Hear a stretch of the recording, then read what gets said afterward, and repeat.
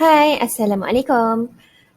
Nama saya Nurul Iktisam binti Yaakob. Saya merupakan pensyarah di Fakulti Sains dan Teknologi Maklumat Quiz.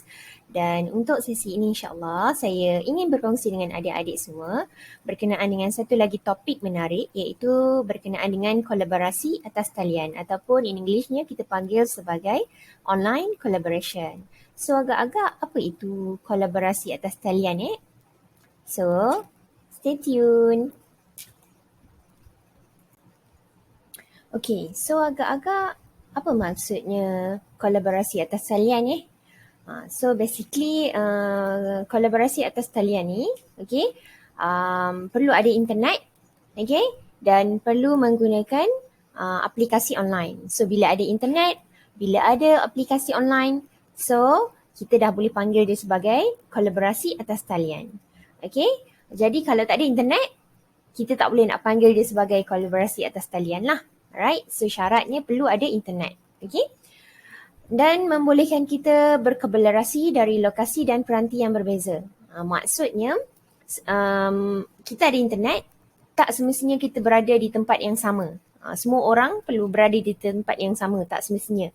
Maknanya, A berada di rumah A, B berada di tempat B, C berada di ofis C. Masing-masing ada internet dan masing-masing dah boleh berkolaborasi secara atas talian menggunakan peranti ataupun device masing-masing. Itu yang dimaksudkan dengan peranti yang berbeza. Jadi maksudnya dia tak perlu berada pada masa yang sama. Maksud saya berada di lokasi yang sama. Maknanya semua berada di tempat masing-masing. Okey, dengan menggunakan mungkin file yang sama, tapi semua orang boleh bekerja ke atas file yang sama di tempat masing-masing. Okey, perkongsian file secara moden. Okey, kalau sebelum ni kita nak share, nak buat file sharing kan. Kalau kita nak buat file sharing, apa yang kita buat adalah kita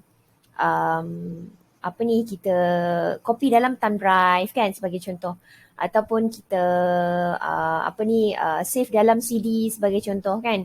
Lepas tu kita pass lah, kita share lah thumb drive tu, ataupun kita thumb drive tu kita cucuk dekat laptop kawan kita sebagai contoh, and then dia save dalam dia punya laptop. Okay, itu kisah sebelum ni kan. Jadi nak file sharing tu susah. Kadang-kadang kalau terlupa bawa thumb drive, dah tak boleh nak copy file, tak boleh nak share dah file tu dengan orang lain kan. Tapi sekarang dah mudah. Maknanya kita tak bawa benda tu secara fizikal, tapi benda tu ada di sana. Di sana maksudnya ada di cloud. Itu yang dipanggil sebagai cloud storage. Dia ada di sana. Bila ia ada di sana, so maknanya di mana-mana kita berada pun, selagi kita ada internet connection, kita boleh akses kepada kita punya file tersebut. Okay?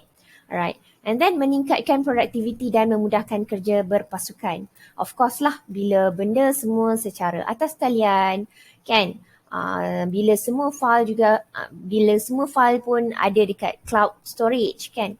Jadi kita nak buat kerja tu senang. Kerja contohnya dengan kita punya satu office.